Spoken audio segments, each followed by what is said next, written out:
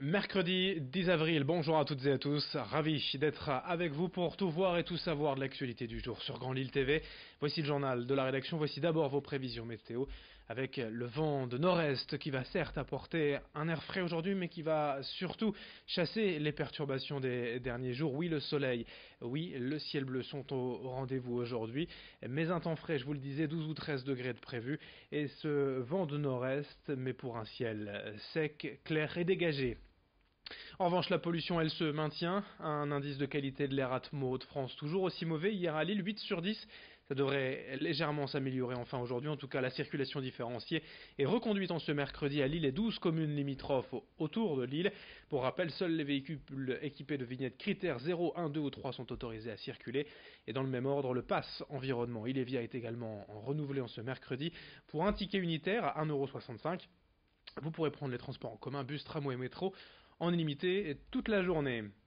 Autre info dans ce journal concernant le ciel, la météo, les conditions climatiques et environnementales. La préfecture a placé hier le département du Nord, à l'exception du littoral Dunkerque, en alerte sécheresse jusqu'au 30 juin. En conséquence, d'importantes restrictions d'eau sont imposées. Il est désormais interdit d'arroser les pelouses ou les jardins, voire même les stades de sport, les golfs, de 9 h à 19 h.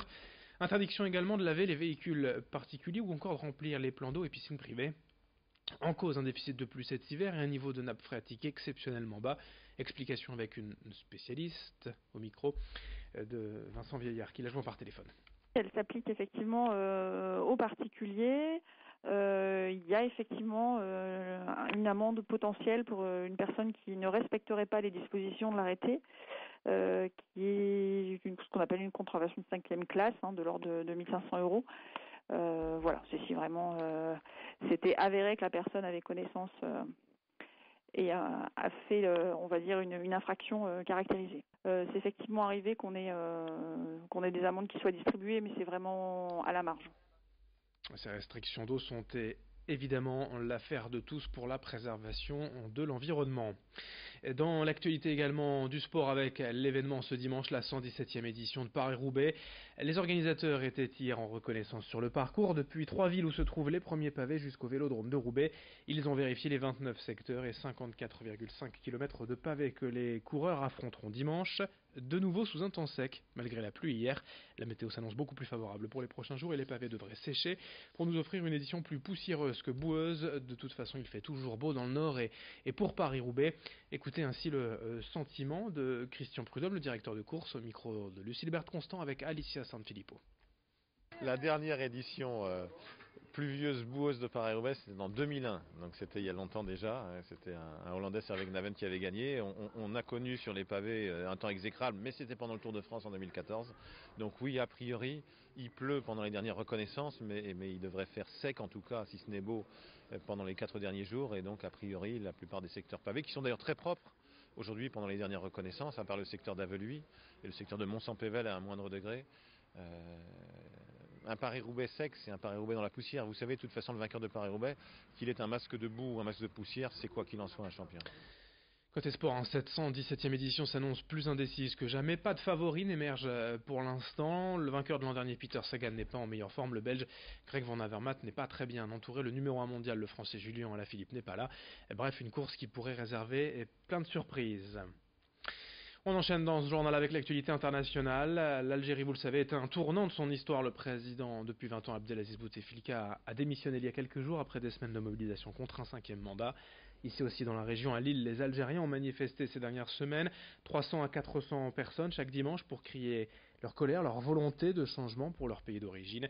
La prochaine manifestation est d'ailleurs organisée de nouveau ce dimanche à 14 h à Lille, place de la République, pour que l'Algérie soit une véritable démocratie. Explication recueillie par Lucilbert Constant.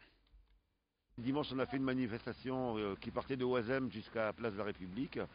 Et donc on a eu, comme d'habitude, une population qui était à la fois joyeuse, parce que c'est quelque chose d'inédit ce qui se passe en Algérie, donc avec beaucoup d'ambiance, beaucoup de danse, beaucoup de chants dans la manifestation, et aussi beaucoup de peur pour l'avenir, parce qu'on ne voit toujours pas de solution en Algérie. Dimanche prochain, à 14 h, place de la République, nouvelle manifestation, puisque le vendredi en Algérie, les Algériens manifesteront, et le dimanche, eh bien, on leur apportera notre soutien.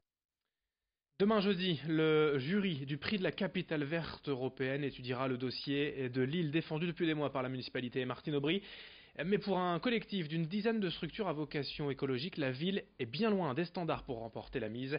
Avec à peine 14 mètres carrés d'espace vert par habitant, Lille est sérieusement à la traîne comparée à d'autres grandes villes et face à la moyenne nationale qui est de 48 mètres carrés de verdure par habitant, 3 fois plus. Selon ces militants, ce n'est qu'un exemple parmi d'autres. Ils ont donc souhaité rétablir leur vérité en envoyant un contre-dossier au jury pour y évoquer les oublis, les fausses informations annoncées par la ville de Lille. Explication avec la coprésidente de l'association Parc Saint-Sauveur par téléphone.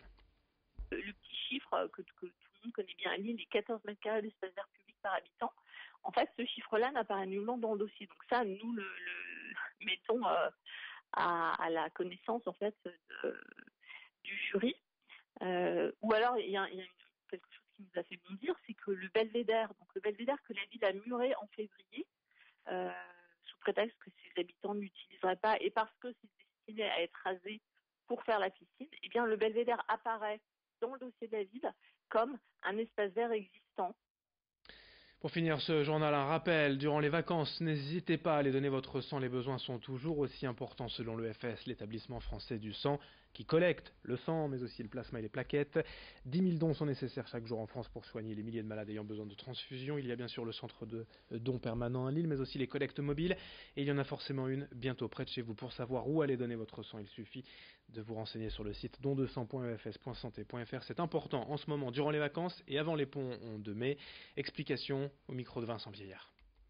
Actuellement, rien ne remplace le sang humain, bien évidemment, et que les produits sanguins ont une durée de vie limitée dans le temps, et notamment les plaquettes, dont une durée de vie à 5 jours.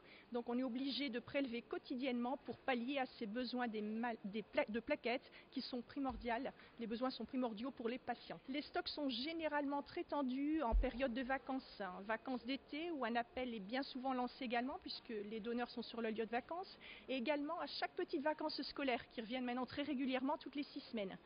Difficultés souvent également en période hivernale avec les épidémies, grippe et gastro-entérite. Mercredi 10 avril, merci de votre fidélité sur Grand Lille TV. L'info continue dans un instant. À suivre vos prévisions météo.